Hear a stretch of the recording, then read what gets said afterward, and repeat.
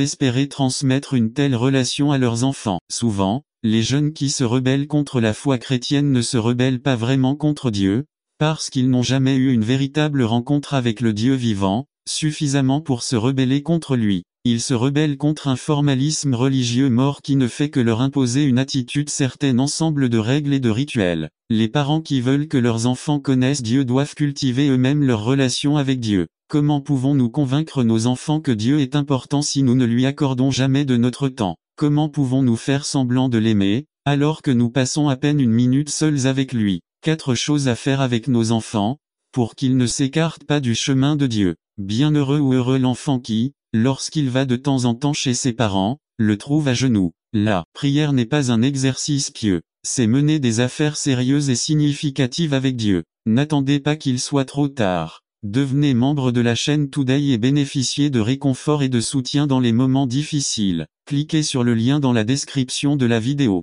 Mardi 9 avril 2024 page 1. Chaque grand homme de Dieu a été un grand homme de prière. Moïse, Élie, Néhémie, Daniel, David, les apôtres, et d'autres. Allons dans l'Ancien Testament voir un homme comme Samuel. Quelle preuve de la puissance de la prière. Moi samedi 7, 4 samedi 8, 5, samedi 12, 19 à 23. Ce n'était pas un exercice pieux.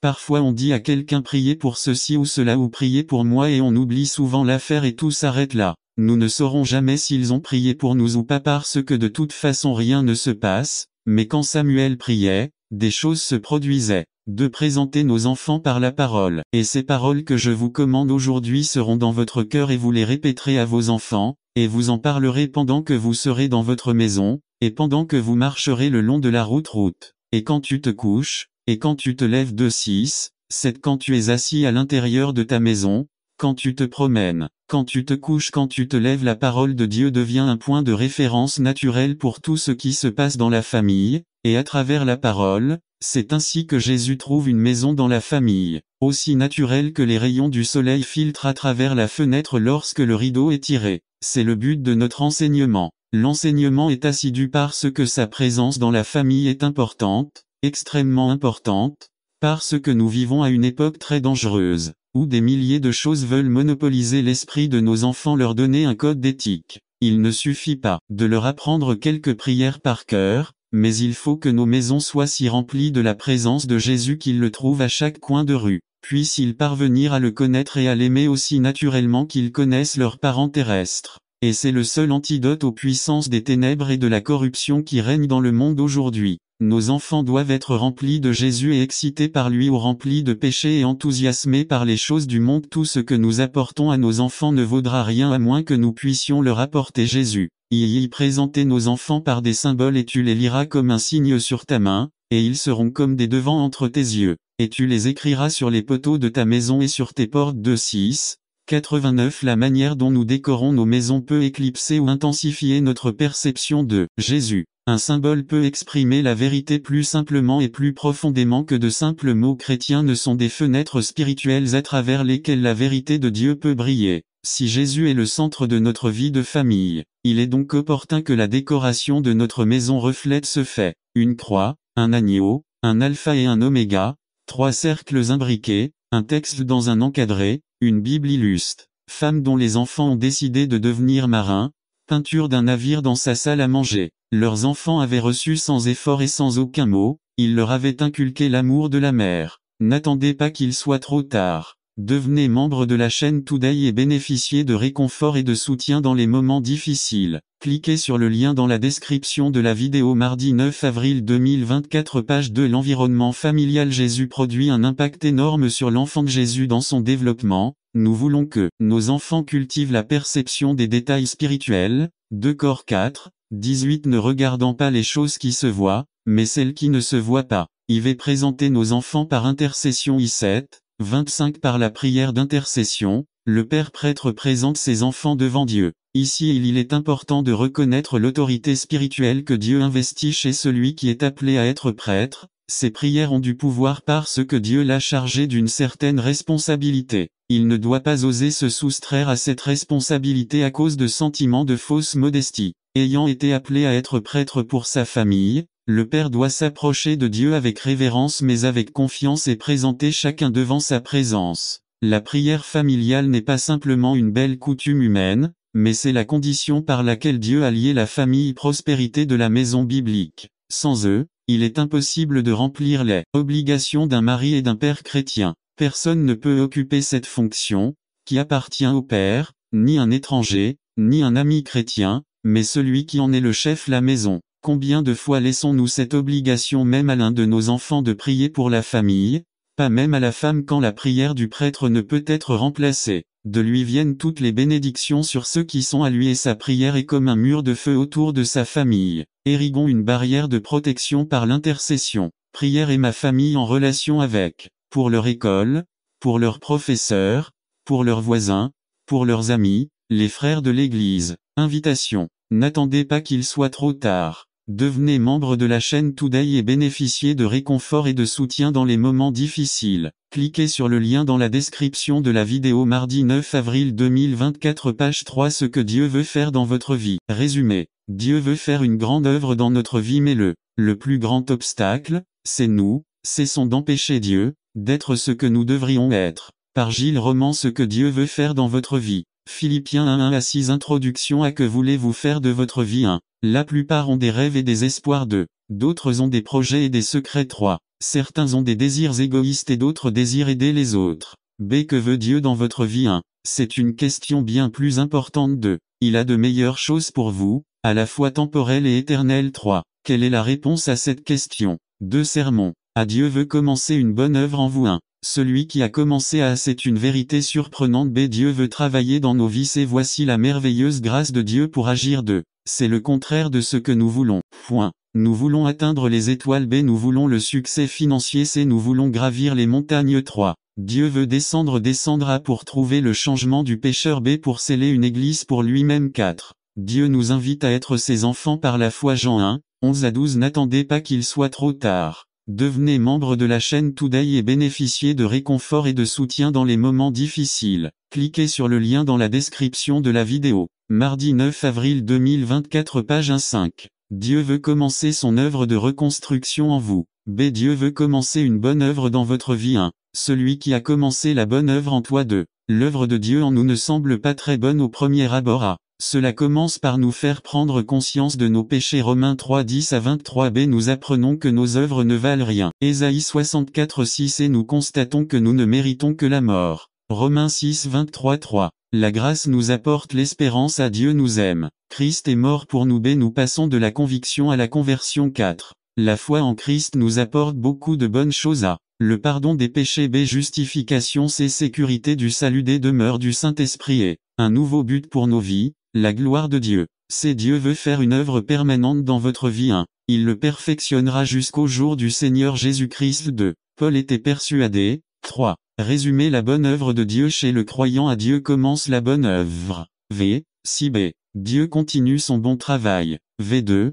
13c. Dieu achèvera sa bonne œuvre. V3. 20 à 21 Conclusion. Avez-vous senti que Dieu a commencé cette œuvre dans votre vie 1. Vous avez été convaincu de vos péchés. N'attendez pas qu'il soit trop tard. Devenez membre de la chaîne Today et bénéficiez de réconfort et de soutien dans les moments difficiles. Cliquez sur le lien dans la description de la vidéo. Mardi 9 avril 2024 page 2. Es-tu conscient de l'amour de Dieu pour toi 3. Êtes-vous prêt à venir par la foi à Jésus? B. La bonne œuvre de Dieu peut commencer aujourd'hui dans votre vie. Amen. N'attendez pas qu'il soit trop tard. Devenez membre de la chaîne Today et bénéficiez de réconfort et de soutien dans les moments difficiles. Cliquez sur le lien dans la description de la vidéo mardi 9 avril 2024 page 3 Soldats de Jésus-Christ ou guérilla. Résumé. Dans notre passage, bien qu'il n'y ait pas de référence directe à un soldat spirituel, sont indiquées 4 positions que le chrétien doit assumer, qui sont typiques des bons soldats. Quelles sont? Par Gilles Roman. Un soldat de Jésus-Christ Philippiens 1. 27 à 28 Introduction. La figure du chrétien en tant que soldat de l'Évangile apparaît fréquemment dans les écrits de l'apôtre Paul. À l'armure du soldat. Éphésiens 6 11 à 17 B. Fidélité inconditionnelle requise. 2 Timothée 2, 3 à 4 C. Dans notre passage, bien qu'il n'y ait pas de référence directe à un soldat spirituel, sont indiquées 4 postures que le chrétien doit adopter, qui sont typiques des bons soldats. Quelles sont? bonne conduite seulement, que vous vous conduisiez d'une manière digne de l'évangile de Christ. V27a Une bonne conduite est la première condition requise pour être un bon soldat de Jésus-Christ. B. À quoi bon pour un chrétien d'être courageux et agressif si son comportement est un reproche à l'évangile? C. Chaque soldat doit être un honneur pour le pays qu'il représente. On attend également des chrétiens qu'ils rendent honneur à Dieu. D. Beaucoup de dégâts ont été causés à la cause de l'évangile, lorsque le témoignage du chrétien n'est pas conforme à l'évangile du Christ. Ce que les gens s'intéressent à voir chez le croyant, ce n'est pas tant ce qu'il croit, mais ce qu'il vit et ce qu'il pratique. De fermeté afin que, soit que je vienne te voir, soit que je sois absent, j'apprenne de toi que tu es ferme dans le même esprit. V27b A une deuxième qualité exigée du christianisme est la fermeté et la cohérence solide. B. La fermeté est une exigence essentielle dans tous les aspects de la vie. Par exemple, un bâtiment peut être construit de manière très élégante avec les matériaux les plus coûteux, mais s'il n'est pas solide, il ne sert à rien de. Un pont peut relier deux points éloignés, et être très décoré, mais il n'est pas solide du tout. N'attendez pas qu'il soit trop tard. Devenez membre de la chaîne Today et bénéficiez de réconfort et de soutien dans les moments difficiles. Cliquez sur le lien dans la description de la vidéo. Mardi 9 avril 2024 Page insert 3. Le chemin de fer peut s'étendre sur des milliers de kilomètres reliant ville après ville, mais s'il n'est pas ferme, il ne sert à rien. C'est la fermeté est nécessaire pour un.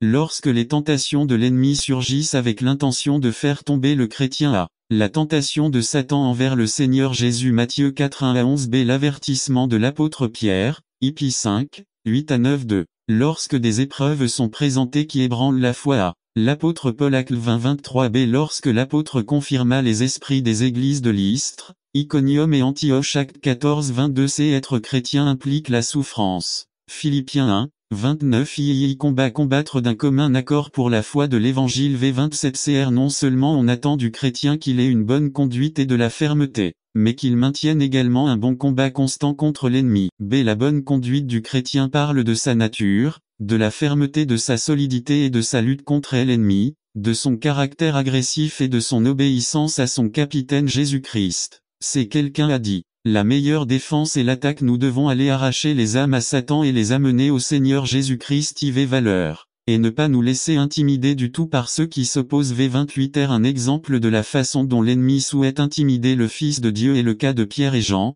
après la guérison du paralysé. Il est dit que les officiers l'ont intimidé pour qu'en aucune façon il ne parle ou n'enseigne au nom de Jésus. Acte 4, 18 Et ils les menacèrent. Acte 4, 21. N'attendez pas qu'il soit trop tard. Devenez membre de la chaîne Today et bénéficiez de réconfort et de soutien dans les moments difficiles. Cliquez sur le lien dans la description de la vidéo. Mardi 9 avril 2024 Page 2 À la recherche des perdus. Partie 1 Résumé. Dans les paraboles de la brebis perdue et de la pièce de monnaie perdue, le Christ nous enseigne notre attitude envers les pécheurs de ce monde. Par Timothy Archer Luc 15 1-10 Y recevez les pécheurs. Dans Luc 14, nous avons vu lorsque Jésus appelait les gens à devenir disciples, comment il appelait les gens à se donner entièrement au Seigneur. Il termine en disant, celui qui a des oreilles, qu'il entende. B. Les pécheurs ont entendu et répondu. Ils étaient les marginalisés de la société, les méprisés, les rejetés par les chefs religieux. Ce n'étaient pas des gens exceptionnellement méchants. C'étaient ceux qui ne se conformaient pas aux normes strictes des scribes et des pharisiens, comme ceux qui collectaient les impôts pour Rome.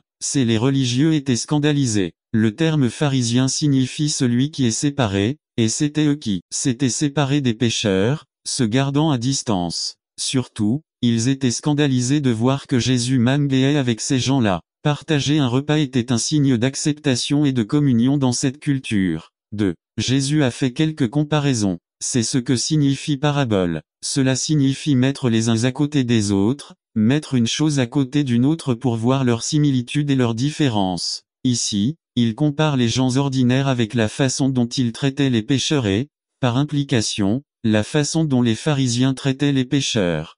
Le berger et les brebis 1. Observez que le berger fait ce que n'importe quel berger de cette époque aurait fait. Ce n'est pas un homme exceptionnel. Jésus présente la situation et dit, et que fera cet homme? Les gens connaissent déjà la réponse de. Le pasteur concentre son attention sur ce qui a été perdu. Il y en a 99 qui sont en sécurité. On peut comprendre que le berger les laisse dans un endroit sûr, peut-être sous la garde d'une autre personne. L'attention du berger se porte sur celui qui est en danger, celui qui n'est pas avec les autres trois. Le berger laisse la multitude chercher le petit nombre. C'est une leçon que nous voyons dans la vie de Jésus. Il n'a pas cherché la foule. Il recherchait des individus et les foules le recherchaient. Nos églises doivent l'apprendre. Lorsque nous prenons soin des besoins des individus, nous prenons soin du troupeau tout entier. 4. Jésus dit qu'il y a plus de joie pour celui qui se repent que pour beaucoup qui n'ont pas besoin de se repentir. B. La femme et les pièces de monnaie. 1. Encore une fois, la femme fait ce que n'importe qui aurait fait.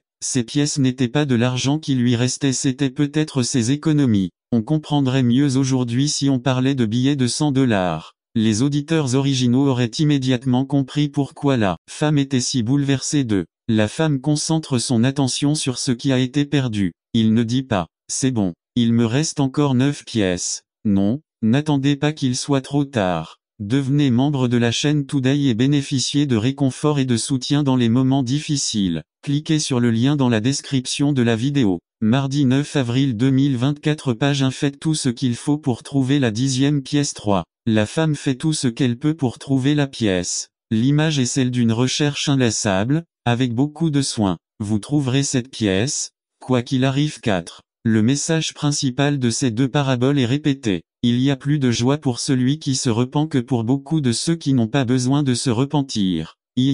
Se regarder dans le miroir et moi. Est-ce que je veux transmettre le message aux méprisés de ce monde? Quand je vois des ivrognes, des drogués et des prostituées, est-ce qu'ils m'émeuvent ou me dégoûtent? Je dois l'avouer, j'aime une église propre et désinfectée. Je veux que vous soyez jolis et que vous sentiez bon. Quand je pense à ces gens, je pense aux mêmes personnes que je ne veux pas approcher de mes enfants. Je ne veux pas avoir à me demander si le gars à côté de moi à la réunion a de la drogue dans sa poche ou non. Je veux que quelqu'un transmette le message à ces gens, mais que ce ne soit pas moi, que ce ne soit pas mon église, mais que voit Dieu quand il regarde les boîtes de nuit, les maisons de drogue et les bordels de ce monde. Nous voyons des pécheurs, nous voyons des gens qui nous font peur, des gens avec qui nous ne voulons pas être. Nous voyons des pécheurs, mais Dieu voit une brebis perdue. N'attendez pas qu'il soit trop tard. Devenez membre de la chaîne Today et bénéficiez de réconfort et de soutien dans les moments difficiles. Cliquez sur le lien dans la description de la vidéo. Mardi 9 avril 2024 page 2. Mauvais livre,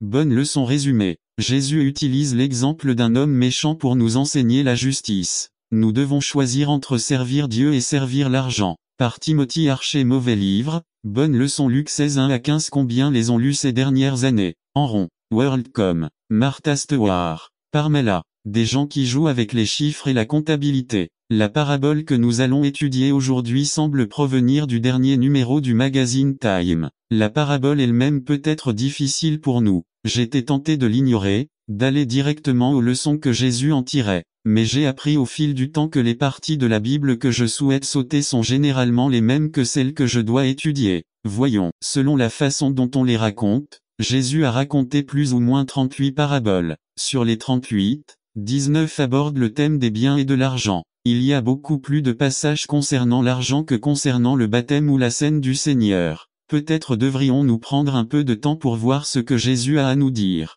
Luc 16 1-8. Jésus dit également ceci à ses disciples. Il y avait un homme riche qui avait un intendant et ils allèrent lui dire qu'il gaspillait ses biens. Le maître l'appela et lui dit, « Qu'est-ce qu'on me dit de toi? Rendez-moi compte de votre travail, car vous ne pouvez plus être mon majordome. » Le majordome commença à penser, « Que vais-je faire maintenant que mon maître me laisse sans travail? Je n'ai pas la force de travailler la terre et j'ai honte de demander l'aumône. Je sais déjà ce que je vais faire, avoir des gens qui m'accueilleront chez eux lorsque je perdrai mon emploi. » Il appela alors un à un ceux qui devaient quelque chose à leur maître. Au premier il demanda, « Combien devez-vous à mon maître? » Il a répondu, « Je vous dois 100 barils de pétrole. » Le majordome lui dit, « Voici votre bon, asseyez-vous tout de suite et faites-en un autre pour 50 seulement. » Puis il demanda à un autre, « Et vous, combien lui devez-vous? » Il répondit, « 100 mesures de blé. » Il lui dit, « Voici votre bon, faites-en un autre pour 80 seulement. » Le maître reconnut que le mauvais majordome avait été intelligent dans sa manière de faire les choses.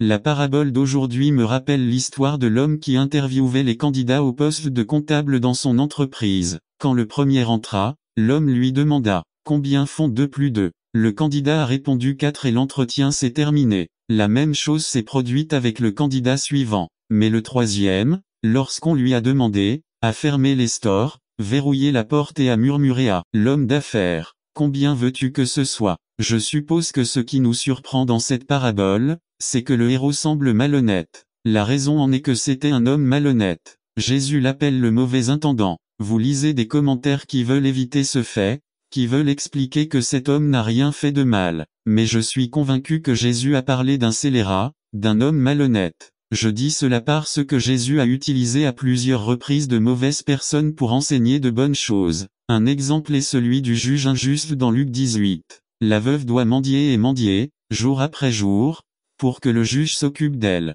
Alors Jésus nous dit que nous devrions prier ainsi. Cela signifie-t-il que Dieu est semblable à ce juge? Non, arrête. N'attends pas qu'il soit trop tard. Devenez membre de la chaîne Today et bénéficiez de réconfort et de soutien dans les moments difficiles. Cliquez sur le lien dans la description de la vidéo. Mardi 9 avril 2024 page 1 rien. Il utilise uniquement un homme injuste pour enseigner la justice. Lorsque Jésus a parlé de sa seconde venue, il a dit qu'il viendrait comme un voleur pendant la nuit. Cette image était gravée dans l'esprit de ses disciples, et Pierre et Paul répètent cette même figure. Jésus viendra-t-il pour voler? Non. Utilisez simplement une mauvaise personne pour enseigner une bonne leçon. Alors à quoi ça sert? N'oubliez pas que c'est la question que nous devons nous poser lorsque nous étudions une parabole. Les paraboles ne sont pas des allégories où chaque élément a sa propre interprétation. C'est comme une bonne blague, soit vous comprenez, soit vous ne comprenez pas. Il n'est pas nécessaire de s'enliser dans les détails. Cette parabole est un peu différente dans la mesure où Jésus enseigne au moins 5 leçons différentes basées sur elle.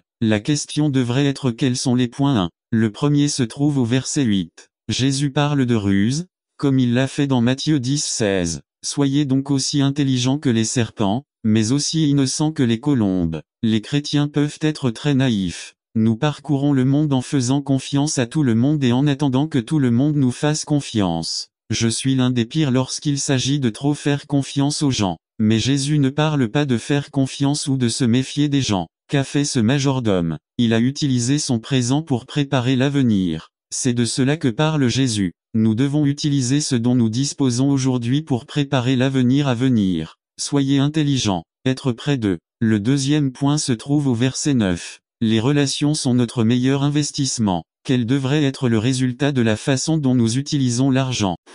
Ami, rapport, qui nous reçoit dans la demeure éternelle. Quelqu'un dira-t-il, grâce à ce que tu as fait, je suis au paradis. L'argent que vous avez donné pour l'évangélisation, les fonds que vous avez utilisés pour aider les pauvres, l'exemple que vous avez donné sur la façon dont vous avez utilisé votre argent à bon escient. Quel genre d'intérêt gagnez-vous sur votre argent? Je vous donne quelques conseils éclairés. Les relations sont le meilleur investissement. Si vous gagnez de l'argent mais perdez des amis, vous faites une erreur. 3. Lisons les versets 10 à 12 pour le point suivant. Dieu considère la façon dont nous gérons son argent. Je n'ai pas dit notre argent, j'ai dit votre argent. Notez que ces versets parlent de la façon dont nous gérons les biens d'autrui. L'argent que vous avez appartient à Dieu. Le psaume 50 nous dit que Dieu possède les vaches sur 1000 montagnes. Tout ce que vous avez ne vous appartient pas. Vous n'êtes rien d'autre qu'un majordome. Et Dieu surveillera la façon dont nous gérons son argent avant de nous donner de vraies richesses. Qui sont? Je crois que ce sont les dons spirituels que Dieu donne.